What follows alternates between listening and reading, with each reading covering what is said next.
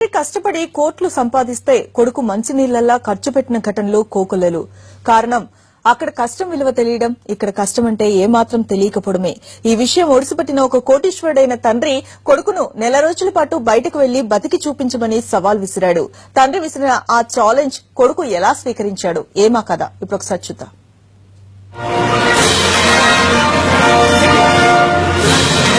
2014 దీపావళి సీజన్లో ఒక వ్యాపారి తన ఉద్యోగులకు కార్లు, ఫ్లాట్లు బోనస్ గా ఇచ్చారన్న వార్తలొచ్చాయి, గుర్తుందా?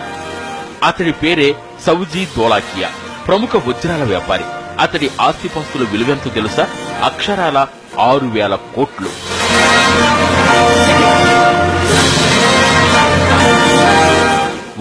వజ్రం కూడబెట్టి ఎంతగా సంపాదించాడు.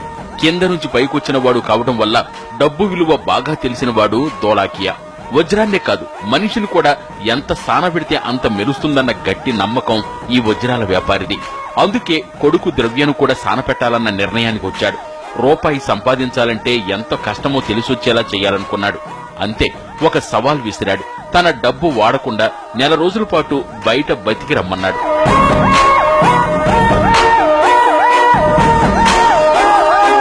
ఇంతకీ తండ్రి ఆడమన్న ఈ రియల్ గేమ్ లో రూల్స్ అండ్ రెగ్యులేషన్స్ ఏంటో తెలుసా? రూల్ నెంబర్ 1, కోటీశ్వరుడు కొడుకని ఎక్కడా చెప్పకూడదు. రూల్ నెంబర్ 2, పనిచేసిన చోట వారం రోజులకు మించి ఉండరాదు. రూల్ నెంబర్ 3, ఎంత అవసరమైనా తండ్రి ఇచ్చిన 7,000 రూపాయలను వాడకూడదు. అంతేకాదు, మొబైల్ ఫోన్ ఎట్టి పరిస్థితుల్లో వాడకూడదు.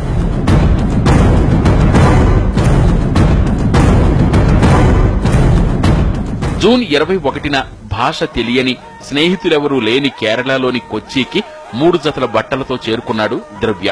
5 రోజుల పాటు ద్రవ్య ఈ ఊళ్ళో తిరగని చోటు లేదు. ఎక్కడా పని దొరకలేదు సరికదా, గ్రహాంతరవాసిని చూసినట్టు చూశారు. తన వేష భాషాల ఛాయలే మాత్రం కనిపించకుండా మొహంలో దైన్యాన్ని పుణికిపుచ్చుకుని పని అడగడం మొదలెట్టాడు. తానసలే పేదవాడినని, ఇంటర్మీడియట్ చదువుకున్నానని, ఎంతో కష్టంగా ఉందని, ఇంట్లో డబ్బు అవసరం చాలా ఉందని అన్నాడు. మొత్తానికి కేరనెల్లూరులోని ఒక బేకరీలో పనికి కుదిరాడు. అలాగని జాబ్ దొరికింది కదా అని ఒకే చోట వారానికన్నా మించి ఉండకూడదన్న కండిషన్ గుర్తొచ్చింది. ఈ జాబ్ తర్వాత కాల్ సెంటర్ లో ఉద్యోగం సంపాదించాడు. అక్కడో వారం చేసి చెప్పుల షాపులో పనికి కుదిరాడు. మెక్డొనాల్డ్స్ లాంటి ఫుడ్ చైన్స్ లో జాబ్ చేశాడు. ఇంతా చేస్తే ద్రవ్య సంపాదన 4,000కు మించేది కాదు. అసలే విలాస జీవితం గడిపినవాడు. ఈ 4,000 తడి గంట పాకెట్ మనీకి సరిపోవు. కాని ఉన్నంతలో సర్దుకుంటే జీవితం పాఠం తెలిసేది. అది వంట పట్టించుకోవాలంటే కష్టపడక తప్పదు. అందుకే రోజుకు 40 రూపాయలు పెట్టి ఒంటిపూట మాత్రమే భోంచేసేవాడు. అప్పటికీ తానుండే లాడ్జికి రోజుకు 250 రూపాయలు అద్దె ఇవ్వాలి. ఆదాయం జానెడైతే ఖర్చు మూరెడు. అప్పుడు తెలిసింది జీవితం అంటే. బయట జనం ఎంత కష్టపడుతున్నారో స్పష్టమైంది. తిండి తిప్పల కోసం ఒక్కొక్కరు ఎన్నేసి పాట్లు పడుతున్నారో అవగతమైంది.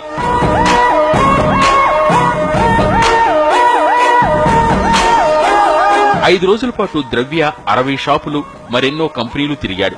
తానెవరో చెప్పకుండా ఉద్యోగముంటే ఇస్తారా అంటూ తిరిగి విసిగి వేసారిపోయాడు.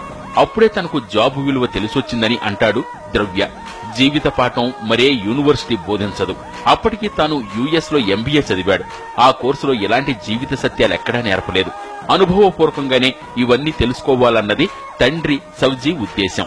జీవితాన్ని ఎంతగా కాచి వడపోశాడు కాబట్టే హరే కృష్ణ డైమండ్స్ పేరిట 71 దేశాల్లో వ్యాపారం చేయగలుగుతున్నాడు.